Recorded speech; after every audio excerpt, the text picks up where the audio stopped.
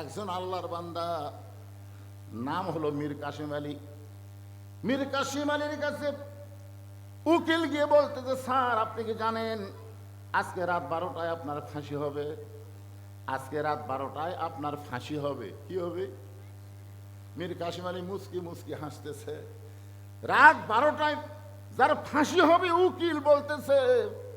এমন সময় মুস্কি মুস্কি হেসে বলতেছে, উকিল এখন রাত কয়টা বাজে? বলে এখন রাত 9:30 বাজতেছে।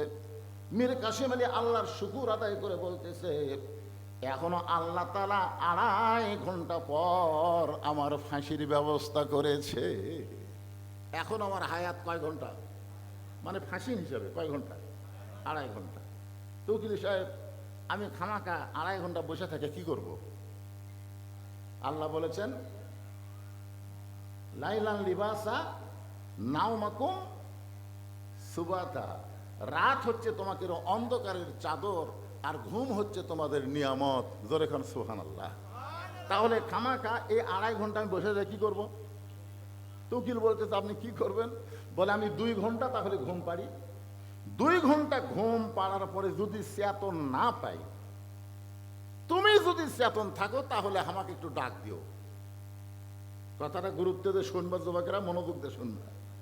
2.5 ঘন্টা পর তার ফাঁসি হবে, সে আবার 2 ঘন্টা ঘুম পাড়বি, চেতন যদি না পায় তাহলে ডাক দিও। উকিল মনে মনে চিন্তা করে, এই ফাঁসির চিন্তার পাগলা হয়ে গেছে, এর কাছে গল্প করে কোনো লাভ নাই। উকিল মন খারাপ করে যখন বাইরে যায়, যেই 2 ঘন্টা পার হয়েছে উকিল চিন্তা করতেছে, লোকটার 2.5 ঘন্টা পর ফাঁসি হবে, তার তো 2 ঘন্টা চলে গেল, আর মাত্র 8 ঘন্টা আছে, দেখি তো লোকটা কি করে। উকিল ফাঁসির কন্ডম সেলের মধ্যে ঢুকে দেখে মীর কাসেম আলী নাক ডাকা ঘুম পাড়তিছে। কি রে, এটা কি সাধারণ ঘুম? উকিল ঘড়ির দিকে তাকে দেখে 8 ঘন্টা পরে যে মানুষের ফাঁসির মঞ্চ প্রস্তুত হয়ে গেছে, 8 ঘন্টা পরে তাকে ফাঁসি দেওয়া হবে, আর এই নাক দেখা ঘুম পাড়তেছি মানুষ কেন? 5 হোকাইছে সঙ্গে সঙ্গে মীর কাসেম আলী চেতন পায়, বলে ভাইজান আমার কি ফাঁসির সময় হয়েছে? বলে না স্যার, এখনো 8 ঘন্টা দেরি আছে। কয় আলহামদুলিল্লাহ। এখনো 8 ঘন্টা দেরি আছে। কয় আলহামদুলিল্লাহ। ওযু করে 2 রাকাত নামাজ পড়ে কোরআনের সূরা মূল আর মুজাম্মিল তেলাওয়াত করে ফাঁসির কন্ডম সেলের মধ্যে সবচাইতে ভালো যে পাঞ্জাবিটা ছিল ওই পাঞ্জাবিটা পরার পরে চিরুনি দিয়ে মাথার চুল হাঁচড়ে বলতেছে, দেখো তো উকিল আমাকে কেমন লাগতেছে, দেখো তো উকিল আমাকে কেমন লাগতেছে। উকিল কান্দার বলে, স্যার এখন আপনাকে ফাঁসির মঞ্চে যেতে হবে, আপনার ফাঁসি হবে, আর আপনি এমন করে পাঞ্জাবি পরে চুল হাঁচড়ে আপনি কোথায় যাবেন? আপনি কি শ্বশুর বাড়ি যাবেন নাকি? আপনার ভিতরে যাওয়ার কোনো টেনশন নাই। মীর কাসেম আলী বলে, উকিল রে ফাঁসি হবে আমার, আর তুমি কাঁদতেছো।